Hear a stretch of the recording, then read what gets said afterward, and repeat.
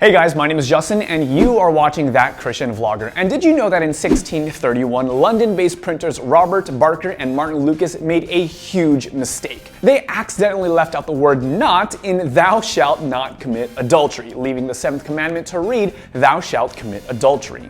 As a result, a year later, the two publishers of what would be known as the Wicked Bible were fined £300 and deprived of their printing license. And since the vast majority of these texts were cancelled or burned, if you happen to own one of the remaining 9 copies, it could sell right now for around $99,000. This is the first of 12 really weird facts about the Bible that we're going to be talking about today, so let's get started.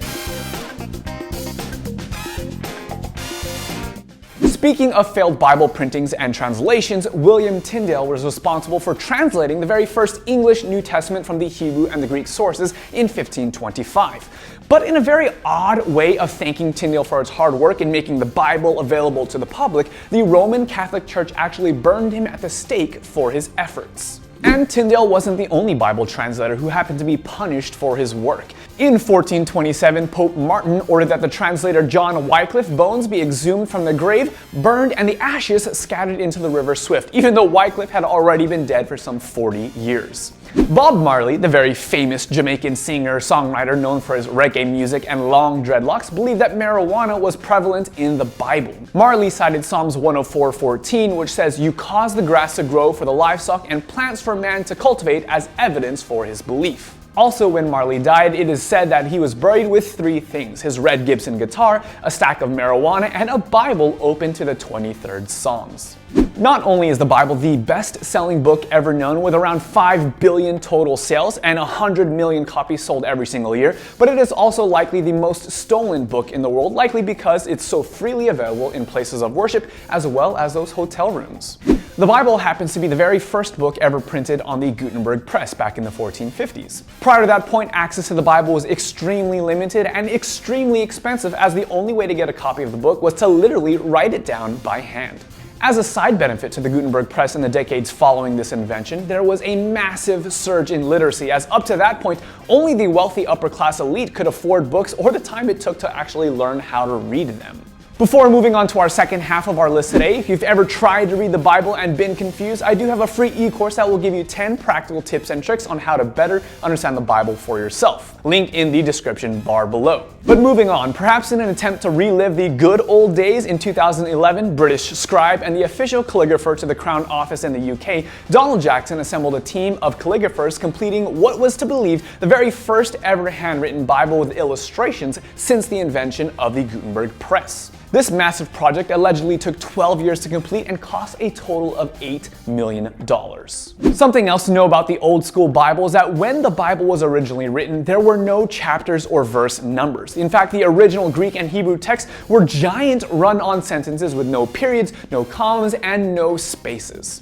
And if that's not confusing enough, the biblical Hebrew actually didn't include any vowels as well. The very first Bible to introduce a numbering system was the Geneva Bible, which was the Bible that Shakespeare would have used, and also the one that the Pilgrims would have brought to America in 1620.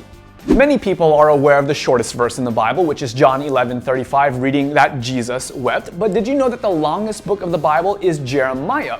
Apparently, with over 42,000 words, Jeremiah was not kidding when he said, "His word is in my heart like a fire up in my bones." If you were wondering what the longest word in the Bible was, you'd have to go all the way to Isaiah 8 verse 1 and try to pronounce the name given to his son. His son, Maher-shalal-hash-baz, is translated to mean "hurry to the spoils" or "he has made haste to the plunder."